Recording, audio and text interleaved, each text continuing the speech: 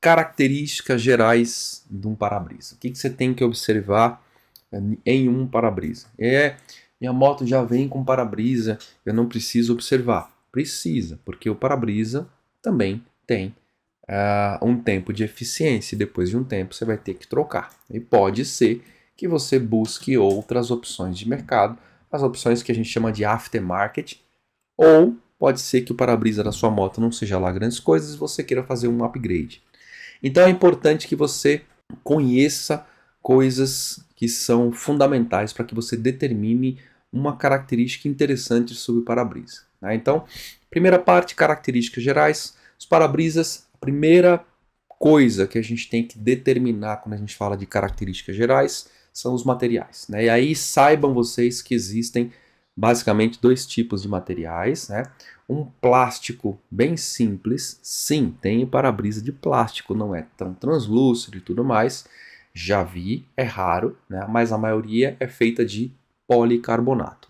Mas o policarbonato não basta ser policarbonato para que a gente tenha ali uma condição satisfatória para proteção.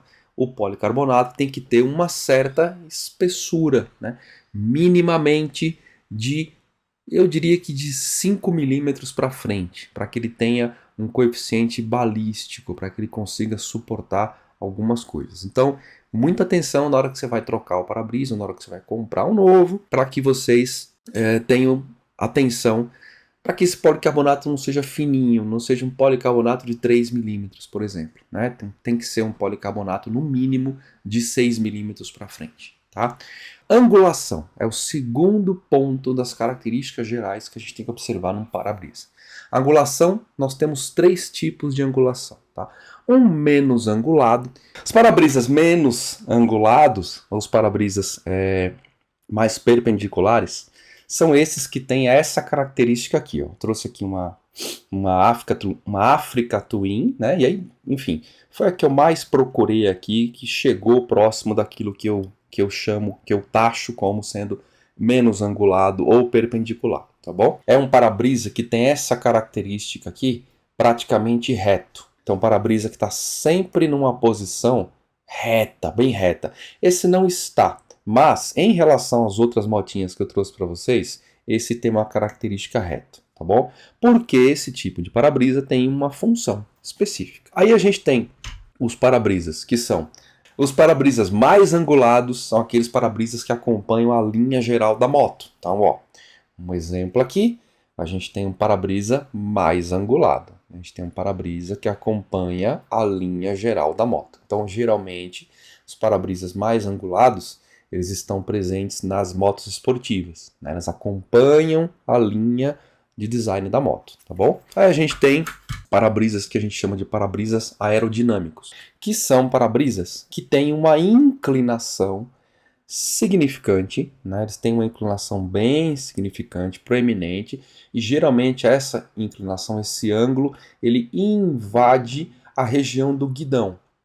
Tá bom? Então, por exemplo, esse é um para-brisa que tem a característica de aerodinâmico, ele tem um design mais aerodinâmico e, por incrível que pareça, esse para-brisa aqui, da Road Glide, também é um para-brisa tido como aerodinâmico.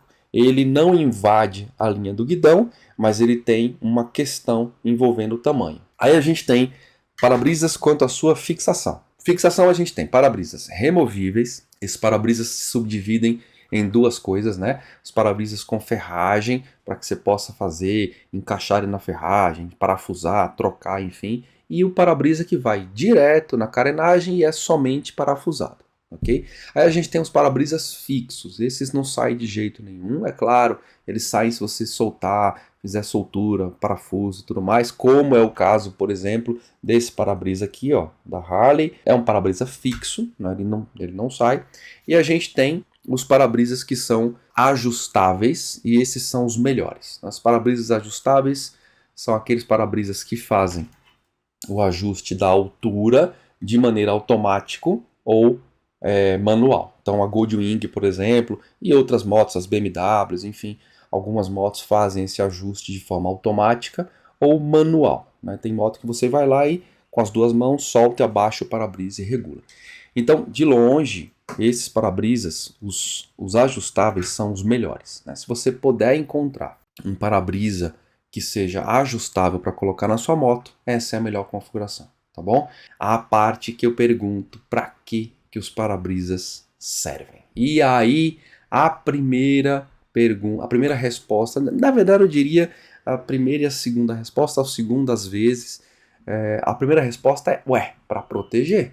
É para proteger você que contra uma pedra, contra uma sujeira. Ok, é também uma função, mas tem mais algumas funções. Tá? Então vamos falar, para que os para-brisas servem em tese e na realidade. Tá? Primeiro, proteção contra detritos sólidos, então pedrisco, peça de veículo, capa de pneu que está solta no asfalto, enfim, até pequenos animais. Né? Puxa, eu já vi um para-brisa, já vi um passarinho explodir num para-brisa. Então, primordialmente, o para-brisa serve para proteção contra objetos sólidos que são arremessados por outros veículos. Essa é a primeira coisa, tá bom? Segunda coisa, para que o para-brisa serve?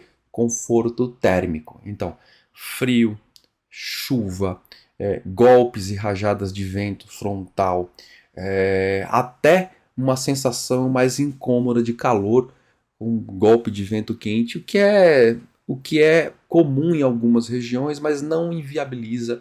Eu diria que ele não serve para proteger contra o calor, a não ser que a gente esteja numa situação extremada, como por exemplo regiões muito quentes, tá bom? Então, para-brisa também serve para o conforto térmico em geral. Pilotem com segurança, a gente se vê em breve. Fui.